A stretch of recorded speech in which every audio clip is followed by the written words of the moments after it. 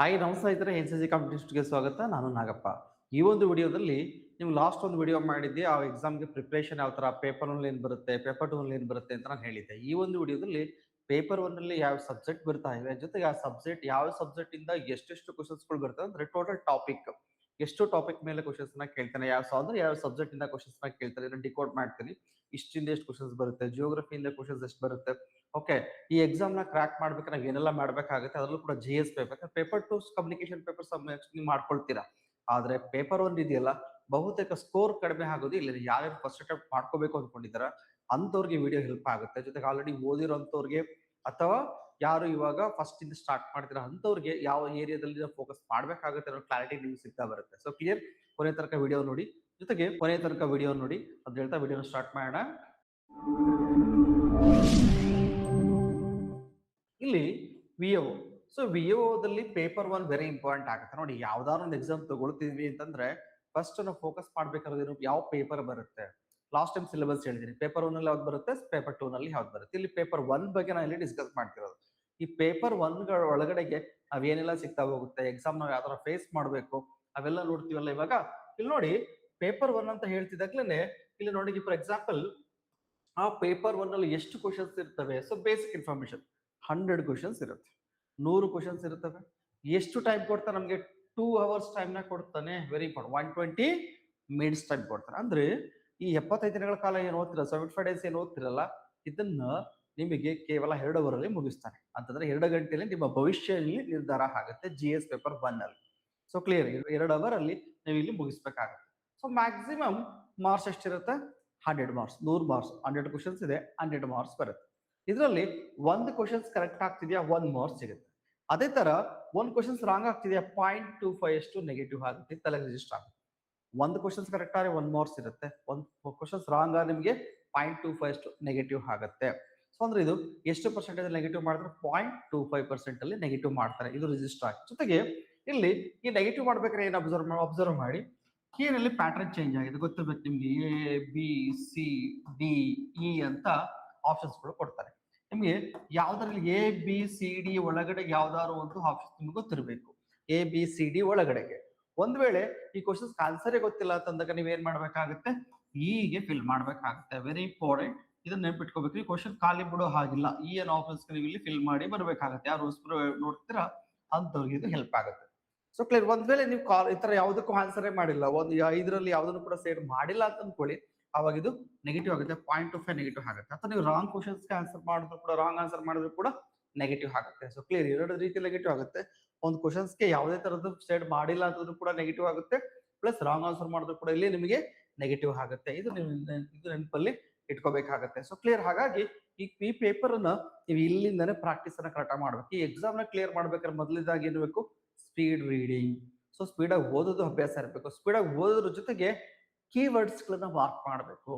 Speed reading, speed writing. So speed writing keywords ಗಳನ್ನ ಒಂದ್ ಕಡೆ ತೆಗೆದು ನೋಟ್ ಮಾಡ್ಕೊಳ್ತಾ ಹೋಗ್ಬೇಕಂದ್ರೆ ಎಲ್ಲ ಸಬ್ಜೆಕ್ಟ್ ನೋಟ್ ಮಾಡ್ಕೊಳ್ಳಿಕ್ ಆಗಲ್ಲ ಇವಾಗ. ಸೊ ಅರ್ಥ ಆಗ್ತಿದ್ಯಾ? ಬಟ್ ಹೈಲೈಟ್ ಅಲ್ಲಿ ನೀವು ಇಲ್ಲಿ ಹೈಲೈಟ್ ಮಾಡಬಹುದು.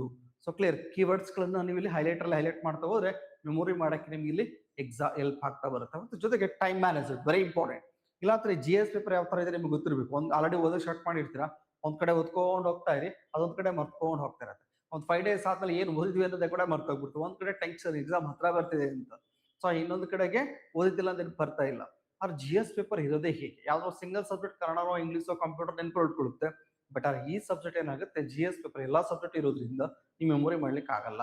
ಏನ್ ಈ ತರ ಪ್ರಾಬ್ಲಮ್ ಆಗುತ್ತೆ, ಯಾಕೆ ಮೊದಲನೇದಾಗಿ ನಮಗೆ ಟೈಮ್ ಮ್ಯಾನೇಜ್ಮೆಂಟ್ ಕರೆಕ್ಟ್ ಆಗಿ ಬರಬೇಕು, ಅದು ಬರ್ತಾ ಇಲ್ಲ.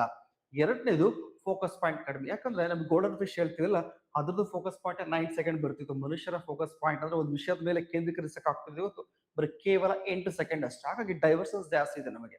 ನಮ್ಮ ಹತ್ರ ಮೊಬೈಲ್ಸ್ ಇದೆ, ಇದರ ಡಿವೈಸ್ಗಳು ಇರೋದ್ರಿಂದ ಬೇಗನೆ ಡೈವರ್ಟ್ ಆಗ್ತೀವಿ, ಬೇರೆ ಬೇರೆ ಆಲೋಚನೆಗಳು ತಲೆಗೆ ಬರ್ತವೆ. ಈ ಅಟೆಂಪ್ಟೇ ಆಗ್ಬಿಡುತ್ತಾ, ಫಸ್ಟ್ ಅಟೆಂಪ್ಟೇ ಮಾಡ್ಕೋರು, ಈ ತರದೆಲ್ಲ ಯೋಚನೆ ಮಾಡ್ತೀವಿ. ಹಾಗಾಗಿ ಫೋಕಸ್ ಪಾಯಿಂಟ್ ಕರೆಕ್ಟ್ ಆಗಿ ಇಲ್ಲ ಅಂತ ಹೇಳಿದ್ರೆ ತುಂಬಾ ಕಷ್ಟ ಆಗುತ್ತೆ. ಸೊ ಅಂದ್ರೆ ಜಸ್ಟ್ ಓದುವಂತ ಎಕ್ಸ್ಪೀರಿಯನ್ಸ್ ಆಗುತ್ತೆ ಹೊರತು ಆನ್ಸರ್ ಮಾಡ್ಲಿಕ್ಕೆ ಆಗಲ್ಲ. ಹಾಗಾಗಿ ಈ ಎಕ್ಸಾಮ್ ನ ಓದ್ಬೇಕಾದ್ರೆ ಒಂದು ತಲೆಯಲ್ಲಿ ಇಟ್ಕೊಳ್ಳಿ, ಯಾವ ರೀತಿ ಓದ್ಬೇಕು, 70-20-10 ಈ ರೀತಿ ರೇಷಿಯೋಲ್ಲಿ ಇಟ್ಕೋಬೇಕು. ಅಂತಂದ್ರೆ 70% ಅಷ್ಟು ಓದ್ಬೇಕು. ಒಂದ್ ದಿನದಲ್ಲಿ ನೀವು ಫಾರ್ ಎಕ್ಸಾಂಪಲ್ 10 ಅವರ್ಸ್ ಕೊಡ್ತೀರಾ ಅಂತಂದ್ರೆ ಅದರಲ್ಲಿ ಮಿನಿಮಮ್ 7 ಗಂಟೆಗಳ ಕಾಲ ಓದ್ಬೇಕು ಅಂತ ಹೇಳ್ತೇನೆ. ಅದರಲ್ಲಿ ಶೇಕಡ 20% ಅಂತಂದ್ರೆ ಪರ್ ಅಟ್ಲೀಸ್ಟ್ 2 ಅವರ್ಸ್ ರಿವಿಷನ್ ಮಾಡ್ಬೇಕು. ಏನು ಓದಿದ್ದೇನೆ ಅದನ್ನ ರಿವಿಷನ್ ಮಾಡ್ಬೇಕು, ಅದು ಆಲ್ರೆಡಿ ಓದಿರೋದನ್ನ ರಿವಿಷನ್ ಮಾಡಬೇಕು. ನೋಡಿ ಎಷ್ಟು ಅವರ್ ಓದ್ಬೇಕು, ಸ್ಟಡಿ ಮಾಡ್ಬೇಕಾಗಿರೋದು ಎಷ್ಟು ಗಂಟೆ, 7 ಗಂಟೆ ಅಥವಾ 70%. ಸೊ ಕ್ಲಿಯರ್, ಎಷ್ಟು ಅವರ್ ಓದ್ಬೇಕು ನಾ ಇಲ್ಲಿ ರಿವಿಷನ್ ಮಾಡಬೇಕು, ರಿವಿಷನ್ಗೆ 2 ಅವರ್ಸ್ ಅಥವಾ 20% ಕೊಡ್ತೀನಿ. So clear. ಅದೇ ತರ ರೀಕಾಲ್ ಮಾಡಕ್ಕೆ ವೆರಿ ಇಂಪಾರ್ಟೆಂಟ್ ಯಾವುದು, ರೀಕಾಲ್. ಹಾಗಾಗಿ ಬರೀ ನಿಮಗೆ ಯಾಕಂದ್ರೆ ಎಕ್ಸಾಮ್ ಅಲ್ಲಿ ಬರಿಬೇಕಾದ್ರೆ ರಿವಿಷನ್ ಮಾಡ್ತೀವಿ, ರೀಕಾಲ್ ಮಾಡ್ತೀವಿ. ನೀವೇ ಕೇಳ್ಕೊಳ್ಳಿ, ಎಕ್ಸಾಮ್ ಅಲ್ಲಿ ಬರಿಬೇಕಾದ್ರೆ ಅಲ್ಲಿ ರೀಕಾಲ್ ಮಾಡ್ತೀವಿ. ಪ್ರತಿಯೊಂದು ಕ್ವಶನ್ಸ್ ಗಳಿಗೆ ಆನ್ಸರ್ ಕ್ವಶನ್ಸ್ ಓದಿ ಆನ್ಸರ್ ನೆನ್ಪು ಮಾಡ್ಕೊಂಡು ಆನ್ಸರ್ ಮಾಡ್ಬೇಕು. ಬಟ್ ನಾವೇನ್ ಮಾಡ್ತೀವಿ, ಇಲ್ಲಿಂದ ಬರೀ ಓದೋದಷ್ಟೇ ಆಗುತ್ತೆ, ರಿವಿಷನ್ ಅಷ್ಟೇ ಮಾಡ್ತೀವಿ, ಬಟ್ ರೀಕಾಲ್ ಮಾಡಲ್ಲ. ಎಲ್ಲಿವರೆಗೆ ರೀಕಾಲ್ ಪ್ರಾಪರ್ ಆಗಿ ಮಾಡಲ್ವೋ ಅದಕ್ಕೆ ಪ್ರತಿದಿನ ಒಂದು 10 ಗಂಟೆ ಓದ್ತಾ ಇದ್ರೆ ಅಂತ ಅನ್ಕೊಳ್ಳಿ, 7 ಗಂಟೆ ಓದಿ 2 ಗಂಟೆ ಅದನ್ನ ಪ್ರಾಪರ್ ಆಗಿ ರಿವಿಷನ್ ಮಾಡಿ, ಅಥವಾ ಆಲ್ರೆಡಿ ಓದಿರೋದನ್ನ ರಿವಿಷನ್ ಮಾಡಿ, ಮತ್ತೆ ಏನ್ ಓದಿದೀನಿ ಅಥವಾ ಏನ್ ರಿವಿಷನ್ ಮಾಡಿದೀನಿ ಅದನ್ನ 1 ಅವರ್ ಗ್ಲಾಸ್ ಮಾಡಿತ್ತು ರೀಕಾಲ್ ಮಾಡಿ. ಅಂದ್ರೆ ಇಲ್ಲಿಂದ ಪ್ರಾಕ್ಟೀಸ್ ಮಾಡಿದ್ರೆ ಎಕ್ಸಾಮ್ ಅಲ್ಲಿ ಈಸಿಯಾಗಿ ಬರುತ್ತೆ. ಯಾವಾಗ ಓದ್ತಿರೋ ಅದು ಶಾರ್ಟ್ ಮೆಮೊರಿ ಇರುತ್ತೆ, ಯಾವಾಗ ಓದೋದನ್ನ ಶಾರ್ಟ್ ಮೆಮೊರಿ ಇರುತ್ತೆ ಅದ ನಿಮಗೆ ರೀಕಾಲ್ ಮಾಡ್ಬೇಕಾದ್ರೆ, ಒಂದ್ ಕಡೆ ಬರೀಬೇಕಾದ್ರೆ ರೀಕಾಲ್ ಮಾಡ್ಬೇಕಾದ್ರೆ ಶಾರ್ಟ್ ಮೆಮೊರಿಯಿಂದ ಅದು ಲಾಂಗ್ ಟರ್ಮ್ ಮೆಮೊರಿ ಕನ್ವರ್ಟ್ ಆಗುತ್ತೆ. ಅದಕ್ಕೆ ನಾವ್ ಹೇಳ್ತೀವಿ 70-20-30 ಈ ರೇಷಿಯೋ ಓದಬೇಕಾದ್ರೆ 70% ಓದ್ಬೇಕು, 20% ರಿವಿಷನ್ ಮಾಡ್ಬೇಕು, 10% ರೀಕಾಲ್ ಮಾಡ್ಬೇಕು. ಇದನ್ನ ತಲೆಯಲ್ಲಿ ಇಟ್ಕೊಳ್ಳಿ. ಯಾವುದೇ ಪೇಪರ್ ಆಗ್ಲಿ ನೀವು ಇದನ್ನ ತಲೆ ಇಟ್ಕೋಬೇಕಾಗತ್ತೆ. ರೀಕಾಲ್, ರಿವಿಷನ್ ಪ್ರಿಯಾರಿಟಿ ಕೊಡಬೇಕು. ಬರೀ ಓದೋದಷ್ಟು ಇಂಪಾರ್ಟೆಂಟ್. ಲೈಬ್ರರಿ ನೋಡಿ 18 ಗಂಟೆ ಓದ್ತಾ ಇರ್ತೀವಿ, 20 ಗಂಟೆ ನೋಡಿ ಓದೋದು ಇಂಪಾರ್ಟೆಂಟ್, ಎಕ್ಸಾಮ್ ಕ್ಲಿಯರ್ ಆಗೋದು ಇಂಪಾರ್ಟೆಂಟ್. ಈ ಎಕ್ಸಾಮ್ ನ ಕ್ಲಿಯರ್ ಆಗ್ಬೇಕು ಅಂದ್ರೆ ಪ್ರಾಪರ್ ಆಗಿ ಓದ್ಬೇಕು, ಟೈಮ್ ಮ್ಯಾನೇಜ್ಮೆಂಟ್ ಕರೆಕ್ಟ್ ಆಗಿರ್ಬೇಕು, ಇದನ್ನ ಈ ರೇಷಿಯೋನ ಕರೆಕ್ಟ್ ಫಾಲೋ ಮಾಡ್ಬೇಕು. ಸೊ ಕ್ಲಿಯರ್, ತಲೆ ಇಟ್ಕೊಳ್ಳಿ. ಎಕ್ಸಾಮ್ ನೋಡಿ ಎಲ್ಲರೂ ಕೇಳೋದಿಲ್ಲ, ಎಕ್ಸಾಮ್ ಕ್ಲಿಯರ್ ಆಯ್ತಾ ಆಗಿಲ್ವಾ ಅಷ್ಟೇನೆ. ನೀವು ಎಷ್ಟು ವರ್ಷದಿಂದ ಓದ್ತಿದ್ದೆ ನಾವು ಮ್ಯಾಟರ್ ಆಗಲ್ಲ, ನೀನು ಎಲ್ಲಿಂದ ಸ್ಟಾರ್ಟ್ ಮಾಡಿದೆ, ಯಾವ್ದನ್ನ ಓದ್ಬೇಕು ಈ ಸಮಯದಲ್ಲಿ, ಯಾವ್ದನ್ನ ಓದಬಾರ್ದು, ಯಾವ್ದು ನೋಡಿ ಈ ಟೈಮಲ್ಲಿ ಕೋಚಿಂಗ್ ಕ್ಲಾಸ್ ತಗೋಬೇಕಾ ತಗೋಬಾರ್ದ. ನೀವು ಇದುವರೆಗೂ ಓದೇ ಇಲ್ಲ, ಝೀರೋ, ನಿಮ್ಗೆ ಏನೂ ಗೊತ್ತಿಲ್ಲ, ಗೈಡೆನ್ಸ್ ಬೇಕಾಗಿದೆ, ಒಬ್ರು ಹೇಳ್ಕೊಟ್ರೆ ಬೇಗ ಅರ್ಥ ಆಗುತ್ತೆ ಅಂತವ್ರು ಮಾತ್ರ ಕೋಚಿಂಗ್ ತಗೋಬಹುದು. ಅಥವಾ ನಿಮಗೆ ನೀವು ಸೆಲ್ಫ್ ಓದ್ರೆ ಅರ್ಥ ಆಗ್ತಿದೆ, ಬೇಗನೆ ಅರ್ಥ ಆಗುತ್ತೆ, ಒಬ್ರು ಹೇಳೋದಕ್ಕಿಂತ ನೀವು ಇಂಡಿವಿಜುವಲ್ ಓದ್ರೆ ಅರ್ಥ ಆಗ್ತಿದೆ, ದಯವಿಟ್ಟು ಕೂತ್ಕೊಂಡು ಓದಿ. ಅಂದ್ರೆ ಫಸ್ಟ್ ಡಿಸೈಡ್ ಆಗ್ಬಿಡ್ಬೇಕು ನೀನು ಏನ್ ಮಾಡ್ಬೇಕು ಅಂತ. ಸಿಲೆಬಸ್ ಇಟ್ಕೋ, ಮೆಟೀರಿಯಲ್ಸ್ ಕಲೆಕ್ಟ್ ಮಾಡು, ಪ್ರಾಪರ್ ಆಗಿ ಪ್ಲಾನ್ ಮಾಡು, ಎಕ್ಸಿಕ್ಯೂಟ್ ಮಾಡು, 100% ಸಕ್ಸಸ್ ಆಗ್ಬೋದು. ಇಲ್ಲ ಅಂತಂದ್ರೆ ಬರೆಯುತ್ತಲೇ ಇರುತ್ತೇನೆ ಅನ್ನೋದಕ್ಕೆ ಎಕ್ಸಾಂಪಲ್ ಹಾಕಿ, ಪಾಸ್ಟ್ ಪ್ರೆಸೆಂಟ್ ಫ್ಯೂಚರ್ಗೆ ಎಕ್ಸಾಂಪಲ್ ಹಾಕ್ಬಿಡ್ತೀವಿ ಅಷ್ಟೇ. ನೋಡಿ ಲಕ್ಷಾಂತರ ಅಪ್ಲಿಕೇಶನ್ ಬರುತ್ತೆ, ಬಟ್ ಎಕ್ಸಾಮ್ ಕ್ಲಿಯರ್ ಆಗೋದು 500 ಜನ, ಅದು 500+ ಅಷ್ಟೇ ಕ್ಲಿಯರ್ ಆಗುತ್ತೆ. ಹೌದಲ್ಲ?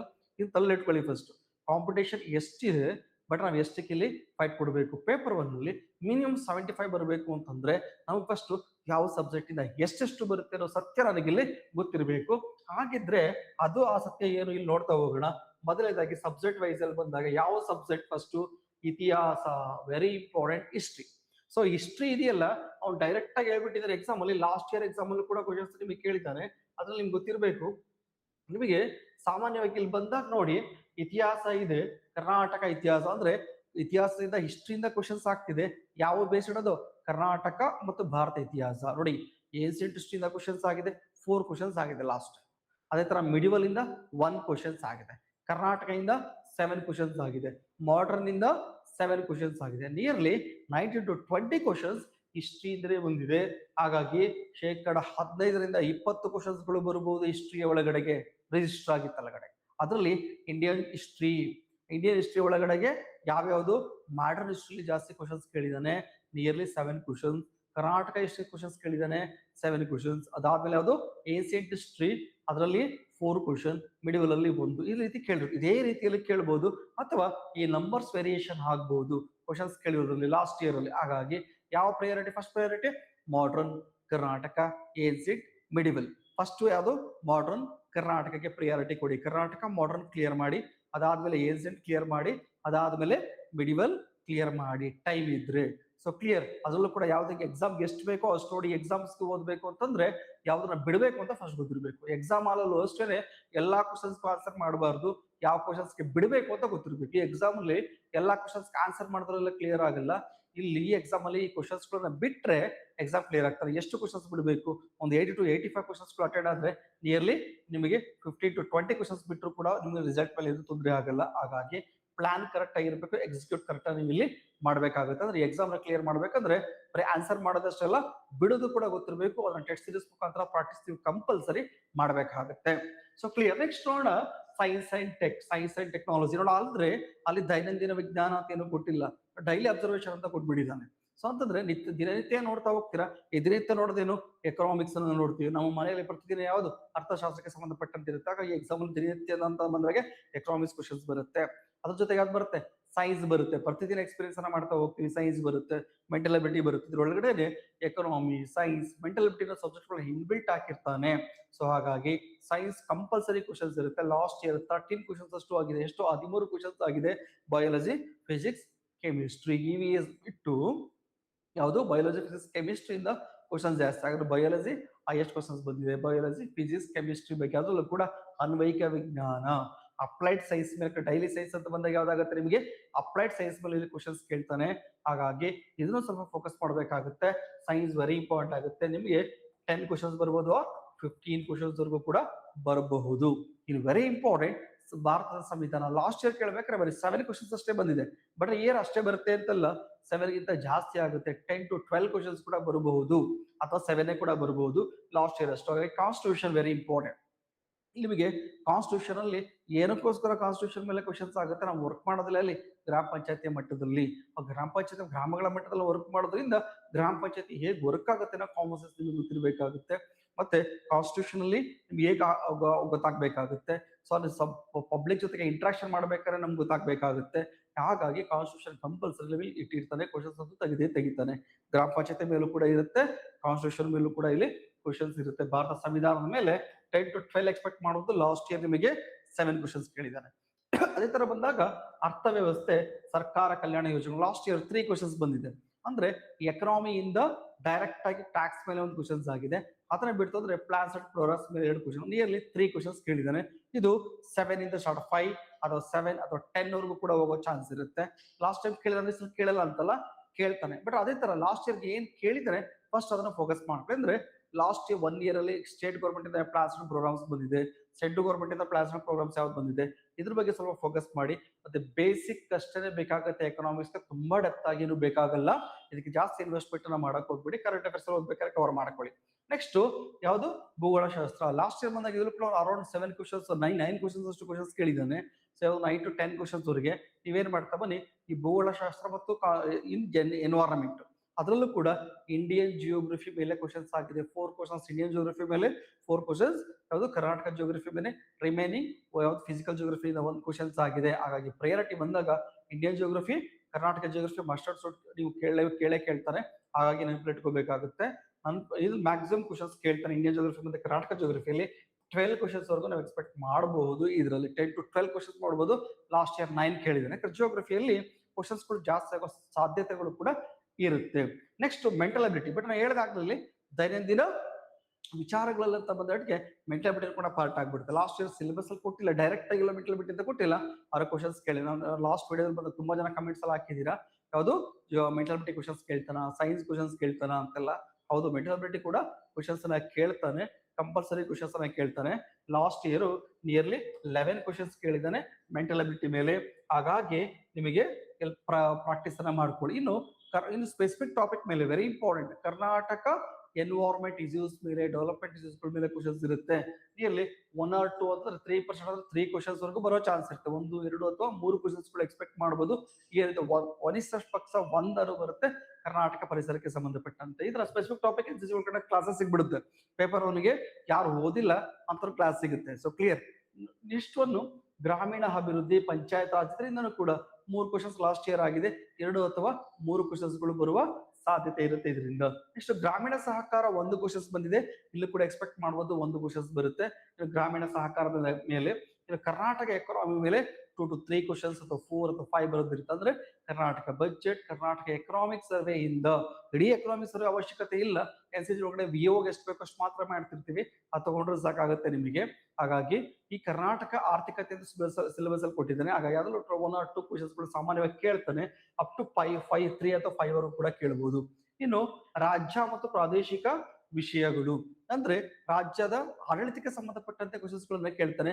ಇಲ್ಲಿ ಉದಾಹರಣೆಗೆ ಹೈದರಾಬಾದ್ ಕರ್ನಾಟಕ ಅಂತ ಏನ್ ಕರಿತಾರಲ್ಲ, ಕಲ್ಯಾಣ ಕರ್ನಾಟಕ ಡೆವಲಪ್ಮೆಂಟ್ ಬೋರ್ಡ್ ಯಾವಾಗ ಸ್ಟಾರ್ಟ್ ಆಗಿದ್ದು, ಈ ರೀತಿ ಡೈರೆಕ್ಟ್ ಕ್ವಶನ್ಸ್ಗಳು ಆಗೋ ಸಾಧ್ಯತೆ ಇರುತ್ತೆ. ಅಡ್ಮಿನಿಸ್ಟ್ರೇಷನ್ ಮೇಲೆ ಕಂಪಲ್ಸರಿ 1 ಕ್ವಶನ್ಸ್ ಈ ಭಾಗದಿಂದ ನಾವಿಲ್ಲಿ ನೋಡ್ತಾ ಬರ್ತೀವಿ. ಲಾಸ್ಟ್ ಇಯರ್ ಕೂಡ ಇದ್ರ ಮೇಲೆ ಕ್ವಶನ್ಸ್ ಕೇಳಿದಾನೆ. ಇನ್ನು ವೆರಿ ಇಂಪಾರ್ಟೆಂಟ್, ಡೈರೆಕ್ಟ್ ಆಗಿ ಎಕ್ಸಾಮ್ ಅಲ್ಲಿ ಹೇಳಿದಾನೆ, current affairs and G K. Very very important. K strength ಏನಪ್ಪಾ ಅಂತಂದ್ರೆ 30% ಕರೆಂಟ್ ಅಫೇರ್ಸ್ ಇರುತ್ತೆ. ನೋಡಿ, ನಾವ್ ಯಾವಾಗಲೂ ಹಿಸ್ಟ್ರಿ, ಎಕನಾಮಿ, ಪಾಲಿಟಿಕ್ಸ್, ಜಿಯೋಗ್ರಫಿ ಅಂತ ಓದ್ತಾನೆ ಇರ್ತೀವಿ. ಬಟ್ ಸ್ಟ್ಯಾಟಿಕ್ ಜಿ ಕೆ ಮತ್ತು ಕರೆಂಟ್ ಅಫೇರ್ಸ್ ಮೇಲೆ ಫೋಕಸ್ ಮಾಡಕ್ ಹೋಗಲ್ಲ. ನೀವು ಎಕ್ಸಾಮ್ ನ ಕ್ಲಿಯರ್ ಮಾಡ್ಲೇಬೇಕಾದ್ರೆ ತಲೆಗೆ ರಿಜಿಸ್ಟರ್ ಆಗಿ ಇವತ್ತೇನೆ current affairs plus static G K ಇಂದ 30% ಕ್ವಶನ್ಸ್ ಗಳು ಬರ್ತವೆ. ಅಂದ್ರೆ 100 ಕ್ವಶನ್ಸ್ ಬಂದ್ರೆ 30 ಕ್ವಶನ್ಸ್ ಗಳು ಜಿ ಕೆ ಮತ್ತು ಕರೆಂಟ್ ಅಫೇರ್ಸ್ ಅಲ್ಲಿ ಬರ್ತವೆ.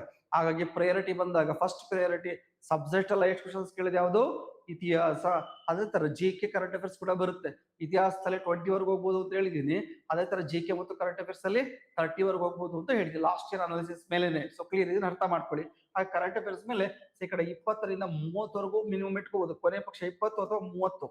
ಇಲ್ಲಿ ಡೈಲಿ ಕರೆಂಟ್ ಅಫೇರ್ಸ್ ಮೇಲೆ ಕೂಡ ಕ್ವಶನ್ಸ್ ಆಗುತ್ತೆ. ಹಾಗಾದ್ರೆ ಇದು ಕ್ವಶನ್ಸ್ ಇದಕ್ಕೆ ಆನ್ಸರ್ ಮಾಡೋದು ಹೇಗೆ, ಎಲ್ಲಿ ಇನ್ಫಾರ್ಮೇಶನ್ ಸಿಗುತ್ತೆ? ಇಂಡಿವಿಜುವಲ್ ಓದೋರಿಗೆ NCC ಟೆಲಿಗ್ರಾಮ್ ಚಾನಲ್ ಅಲ್ಲಿ ಪ್ರತಿದಿನ ಕ್ವಶನ್ಸ್ ಕೂಡ ಆಗ್ತಿರ್ತೀವಿ. ಮತ್ತೆ ಪ್ರತಿದಿನ ಕರೆಂಟ್ ಅಫೇರ್ಸ್ ಅಪ್ಡೇಟ್ ಅನ್ನ ಮಾಡ್ತಿರ್ತೀವಿ. ಮಂತ್ಲಿ ಮ್ಯಾಗಝಿನ್ಸ್ ಕೂಡ ಪ್ರೊವೈಡ್ ಇರುತ್ತೆ. ಮತ್ತೆ ಕರೆಂಟ್ ಅಫೇರ್ಸ್ ಗೆ 3000 MCQs ಕೊಟ್ಟು ಪ್ರಾಕ್ಟೀಸ್ ಮಾಡ್ತೀವಿ. ಯಾರಿಗೆ ಇಂಟ್ರೆಸ್ಟ್ ಇದೆ ಅವರು ಕಾಂಟ್ಯಾಕ್ಟ್ ಅನ್ನ ಮಾಡಬಹುದು. ಇದು ಸಾಮಾನ್ಯವಾಗಿ ನಿಮ್ ಟೆಲಿಗ್ರಾಮ್ ಇವೆಲ್ಲೂ ಕೂಡ ಸಿಗ್ತಾ ಇರುತ್ತೆ. ನಮ್ಮ ಟೆಲಿಗ್ರಾಮ್ ಚಾನಲ್ ಇದು ಜಾಯಿನ್ ಆದ್ರೆ ಅಲ್ಲಿ ಕೂಡ ಸಿಗುತ್ತೆ. NCC ಕಾಂಪಿಟೇಟಿವ್ ಹಬ್ ಅನ್ನೋದು ಸರ್ಚ್ ಮಾಡಿ ನಿಮ್ಗೆ ಇಲ್ಲಿ ಸಿಗುತ್ತೆ. ಹಾಗೆ ಕರೆಂಟ್ ಅಫೇರ್ಸ್ ವೆರಿ ಇಂಪಾರ್ಟೆಂಟ್ ಆಗುತ್ತೆ. ಸೊ ಹಾಗಾದ್ರೆ NCC ಒಂದೇನೆ ಸಾಕಾ? NCC ಕರೆಂಟ್ ಅಫೇರ್ಸ್ ಜೊತೆಗೆ ನೀವು ಯಾವ್ದಾದ್ರು ಒಂದು ಮ್ಯಾಗಝಿನ್ಸ್ ನ ಓದ್ತಿದ್ರೆ ರೆಫರೆನ್ಸ್ ಆಗಿ ಇಟ್ಕೊಡಿ. ಪ್ರತಿದಿನ ಇವಾಗ ನ್ಯೂಸ್ ಪೇಪರ್ಗೆ ಅಂತ ಟೈಮ್ ಸ್ಪೆಂಡ್ ಮಾಡ್ಲಿಕ್ಕೆ ಆಗಲ್ಲ. ಮತ್ತೆ ಈ ಎಕ್ಸಾಮ್ ಅರ್ಥ ಮಾಡ್ಕೊಳ್ಳಿ, ತುಂಬಾ ಡೆಪ್ತ್ ಆಗಿ ಹೋಗಿ ಕ್ವಶನ್ಸ್ ಕೇಳ್ತಾನೆ ಅಂತೇನಲ್ಲ. PU ಲೆವೆಲ್ ಎಕ್ಸಾಮ್ಸ್ ಆಗಿರೋದ್ರಿಂದ ಇದಕ್ಕೆ ಎಷ್ಟು ಬೇಕೋ ಅಷ್ಟು ಮಾತ್ರ ಓದೋ ಪ್ರಯತ್ನವನ್ನ ಮಾಡಿ. ಆಮೇಲೆ ಇವೆಲ್ಲರೂ ಕೂಡ ಮೆಮೊರಿ ಬೇಸ್ಡ್ ಕ್ವಶನ್ಸ್ ಕೂಡ ಜಾಸ್ತಿ ಬರ್ತವೆ. ಹಾಗಾಗಿ ತಲೆ ಇಟ್ಕೊಳ್ಳಿ. ನೆಕ್ಸ್ಟ್ ಈ ತರ ಇನ್ನು ಗೊತ್ತಿಲ್ಲದೆ ಇರೋಂಥ ವೇರಿಯಗಳು ಜನರಲ್ ಆಗಿ ಸಡನ್ ಆಗಿ ಬೇರೆ ಸಬ್ಜೆಕ್ಟ್ ಇಂದ ಆಗ್ಬೋದು, ಅಡ್ಮಿನಿಸ್ಟ್ರೇಷನ್ ಇಂದ ಆಗ್ಬೋದು, ಈ ಮಿಸಲೇನಿಯಸ್ ಟಾಪಿಕ್ಗಳು ಏನಿವೆ ಈ ತರದ ಯಾವುದೇ ಎಕ್ಸಾಮ್ ಆದ್ರೂ ಕೂಡ ಒಂದು 4 to 5 ಕ್ವಶನ್ಸ್ ಯಾವಾಗಲೂ ಕೂಡ ಇದ್ದೇ ಇರುತ್ತೆ. ಇದ್ರ ಕಡೆನೂ ಕೂಡ ಫೋಕಸ್ ಮಾಡ್ಕೊಳ್ಳಿ. ಅಂದ್ರೆ 95% ಯಾವಾಗಲೂ ಕೂಡ ಒಂದು ಕ್ವಶನ್ ಪೇಪರ್ ನೋಡಿದಾಗ ಶೇಕಡ 95% ಅಧಿಕವಾಗಿರೋ ಕ್ವಶನ್ಸ್ ಕೂಡ ನಿಮ್ಗೆ ಆಲ್ರೆಡಿ ಓದಿರೋ ತರನೇ ಫೀಲ್ ಆಗುತ್ತೆ. ಆನ್ಸರ್ ಕರೆಕ್ಟ್ ಮಾಡಕ್ಕಾಗಲ್ಲ. ಯಾಕೆ ಮಾಡಕ್ಕಾಗಲ್ಲ? ನಾನು ಪ್ರಾಪರ್ ಓದಿದ್ದೀನಿ, ಬಟ್ ರೀಕಾಲ್ ಮಾಡಿದಾಗ ನೆನಪು ಬರ್ತಾ ಇಲ್ಲ. ಅದಕ್ಕೇನೆ ನಾನು ಆಗ್ಲೇ ಹೇಳದಲ್ಲ, 70% ಓದಿ, 20% ರಿವಿಷನ್ ಮಾಡಿ, 10% ರೀಕಾಲ್ ಮಾಡಿ. ಪ್ರತಿದಿನ ಓದಿನ ರೀಕಾಲ್ ಮಾಡಿನೇ ಮಲಿಕೋಬೇಕು. ಮತ್ತೆ ಟೆಸ್ಟ್ ಸೀರೀಸ್ ಪ್ರಾಕ್ಟೀಸ್ ಕರೆಕ್ಟ್ ಆಗಿ ಆಗ್ಬೇಕು. So clear. ಇದಕ್ಕೆ NCC ಕಡೆಯಿಂದ ಕೂಡ ಆಲ್ರೆಡಿ ಕ್ಲಾಸಸ್ ಸ್ಟಾರ್ಟ್ ಆಗಿದೆ. ನಿಮಗೆ ಆನ್ಲೈನ್ ಕ್ಲಾಸಸ್ ಜಾಯಿನ್ ಕೂಡ ತುಂಬಾ ಕಡಿಮೆ ಅಮೌಂಟ್ ಅಲ್ಲಿ ಕೊಡ್ತಾ ಇದೀವಿ. ಆನ್ಲೈನ್ ಕ್ಲಾಸಸ್ ತಗೋಬಹುದು. ಜೊತೆಗೆ ನೀವು ಪ್ರಾಕ್ಟೀಸ್ ಮಾಡ್ತೀರಾ, ಆಲ್ರೆಡಿ ಓದಿದ್ದೀರಾ ಅಥವಾ ಓದ್ತಾ ಇದ್ದೀರಾ ಅಥವಾ ಬೇರೆ ಕಡೆ ಜಾಯ್ನ್ ಆಗಿ ಪ್ರಾಕ್ಟೀಸ್ ಮಾಡ್ತೀರಾ, ಇಂಥವ್ರಿಗೆ ಟೆಸ್ಟ್ ಸೀರೀಸ್ ಕೂಡ NCC ಒಳಗಡೆ ಸಿಗ್ತಾ ಇದೆ. ನೋಡಿ, ನೆಕ್ಸ್ಟ್ ವೀಕ್ ಇದು ಸ್ಟಾರ್ಟ್ ಆಗ್ತಿದೆ. ನಿಮಗೆ 26/7/2026 ಸ್ಟಾರ್ಟ್ ಮಾಡ್ತಿದೀವಿ. ಮೊದಲನೇ ದಿನ ನಿಮಗೆ ಪೇಪರ್ 1 ಅಂಡ್ ಪೇಪರ್ 2 ಎರಡು ಟೆಸ್ಟ್ ಇರ್ತಾ ಹೋಗುತ್ತೆ. So clear. ಈ ತರ ಪ್ರತಿ ಸಂಡೇಸ್ ಬಂದಾಗ 26 ಜುಲೈ, ಅದೇ ತರ ಆಗಸ್ಟ್ 2ನೇ ತಾರೀಕು, ಆಗಸ್ಟ್ 9, ಆಗಸ್ಟ್ 16, ಆಗಸ್ಟ್ 23, ಆಗಸ್ಟ್ 30, ಮತ್ತೆ ಅದೇ ತರ ಬಂದಾಗ September 6, September 13, September 20, September 27. So ಇಲ್ಲಿಗೆ ನಿಯರ್ಲಿ ಪೇಪರ್ 1 10 ಟೆಸ್ಟ್ ಆಗಿರುತ್ತೆ, ಪೇಪರ್ 2 10 ಟೆಸ್ಟ್ ಆಗುತ್ತೆ. 20 ಟೆಸ್ಟ್ ಪೇಪರ್ ಎಕ್ಸಾಮ್ ಯಾವ ತರ ಇರುತ್ತೋ ಅದೇ ರೀತಿ ಇರುತ್ತೆ. ಎಕ್ಸಾಕ್ಟ್ ಆಗಿ ನೆಕ್ಸ್ಟ್ ಸಂಡೇಗೆ ನಿಮ್ಗೆ ಎಕ್ಸಾಮ್ ಕೂಡ ಸಿಗ್ಬಿಡುತ್ತೆ. ಅಕ್ಟೋಬರ್ ಅಲ್ಲಿ ಎಕ್ಸಾಮ್ ಬಂದ್ಬಿಡುತ್ತೆ. ಸೊ ಕ್ಲಿಯರ್ ಆಗಿ 20 ಪೇಪರ್ ಎವ್ರಿ ಸಂಡೇಸ್ ಇರುತ್ತೆ. ನಿಮಗೆ ಆಫ್ಲೈನ್ ಮತ್ತು ಆನ್ಲೈನ್ ಎರಡೂ ಕೂಡ ಸಿಗುತ್ತೆ. ಯಾರು ಬೇಕಾದ್ರೂ ಕೂಡ ಬೈ ಮಾಡ್ಕೋಬಹುದು. ಆನ್ಲೈನ್ ಮತ್ತೆ ಆಫ್ಲೈನ್ ಎವ್ರಿ ಸಂಡೇಸ್ ಇರುತ್ತೆ. GS ಬಂದು 10 o'clock ಕೊಡ್ತೀವಿ. ಅದೇ ತರ ಬಂದಾಗ ಕಮ್ಯುನಿಕೇಶನ್ ಬಂದು 2 o'clock ಕೊಡ್ತೀವಿ. ಎಕ್ಸಾಮ್ ಯಾವ ತರ ಇರ್ತದೆ, ಉದಾಹರಣೆಗೆ ಕಂಟಿನ್ಯೂಸ್ ಆಗಿ ಎವ್ರಿ ಸಂಡೇ ನಾವು ಟೆಸ್ಟ್ ಬರೀತಾ ಹೋಗಿ ಇನ್ನೊಂದು ಸಂಡೇ ನಮ್ಗೆ ಅದು ಒಂದು ಟೆಸ್ಟ್ ಬರ್ದಾಗೆ ಆಗ್ಲಿ ಅನ್ನೋದು ನಮ್ಮ ಉದ್ದೇಶ. ಸೊ ಹಾಗಾಗಿ 10 ಟೆಸ್ಟ್ GS ಪೇಪರ್ ಕೊಡ್ತೀವಿ, 10 ಟೆಸ್ಟ್ GK ಪೇಪರ್ ಕೂಡ ಕೊಡ್ತೀವಿ. ಸೊ GS ಮತ್ತೆ GK ಅಂಡ್ ಕಮ್ಯುನಿಕೇಶನ್ ಪೇಪರ್ ಎರಡು ಪೇಪರ್ ಕೂಡ ಇರುತ್ತೆ. 20 ಪೇಪರ್ ಇರುತ್ತೆ. ಪ್ಲಸ್ ಇದ್ರ ಜೊತೆಗೆ ಏನ್ ಮಾಡ್ತೀವಿ, last 1 year current affairs, monthly current affairs ಅನ್ನು ಕೂಡ ಶೇರ್ ಮಾಡ್ತೀವಿ. ನಿಮಗೆ ಕೊನೆ ವರ್ಷದ ಎಷ್ಟು ನಿಮಗೆ 1 year 12 months ಕರೆಂಟ್ ಅಫೇರ್ಸ್ ಕೂಡ ಸಿಗುತ್ತೆ. ಅದು PDF ಅಲ್ಲಿ ಶೇರ್ ಮಾಡ್ತೀವಿ. ಅದೇ ತರ ಲಾಸ್ಟ್ ಬರೀ ಕರೆಂಟ್ ಅಫೇರ್ಸ್ ಕೊಟ್ಟರೆ ಯೂಸ್ ಇಲ್ಲ. ಅದಕ್ಕೆ ಪ್ರತಿ ತಿಂಗಳ ಮೇಲೆ 100 ಇಂಪಾರ್ಟೆಂಟ್ ಇರುವ ಟಾಪಿಕ್ ಮೇಲೆ 100 ಕ್ವಶನ್ಸ್ ಹಾಕಿ MCQs ಹಾಕಿ ಅದಕ್ಕೆ ಎಕ್ಸ್ಪ್ಲೇಷನ್ ಕೊಟ್ಟು ಅದು ಕೂಡ ಕೊಡ್ತೀವಿ. ಅಂದ್ರೆ ನಿಯರ್ಲಿ ನಿಮಗೆ ಈ ಟೆಸ್ಟ್ ಜೊತೆಗೆ 20 GS paper, paper 1 paper 2, GS paper 10 ಇರುತ್ತೆ, ಕಮ್ಯುನಿಕೇಶನ್ ಪೇಪರ್ 10 ಇರುತ್ತೆ. Plus current affairs last 1 year ಇಂದ 12 ಕ್ವಶನ್ ಪೇಪರ್ 32 ಟೆಸ್ಟ್ ನಿಮಗೆ ಪ್ರೊವೈಡ್ ಮಾಡ್ತಿದೀವಿ. ಯಾರಿಗೆ ಇಂಟ್ರೆಸ್ಟ್ ಇದೆಯೋ ಅವರು ಇನ್ಸ್ಟಿಟ್ಯೂಟ್ ಅನ್ನ ಕಾಂಟ್ಯಾಕ್ಟ್ ಮಾಡಿ, ಅಥವಾ ನಿಮ್ ಆನ್ಲೈನ್ ಕ್ಲಾಸ್ ಬೇಕಿದ್ರು ಕೂಡ ಇನ್ಸ್ಟಿಟ್ಯೂಟ್ ನ ಕಾಂಟ್ಯಾಕ್ಟ್ ಮಾಡಿ. ಮತ್ತೆ ನೆಕ್ಸ್ಟ್ ವಿಡಿಯೋದಲ್ಲಿ ಮತ್ತೆ ನಿಮ್ಮನ್ನ ಭೇಟಿ ಮಾಡ್ತೀನಿ. ನಮಸ್ಕಾರ.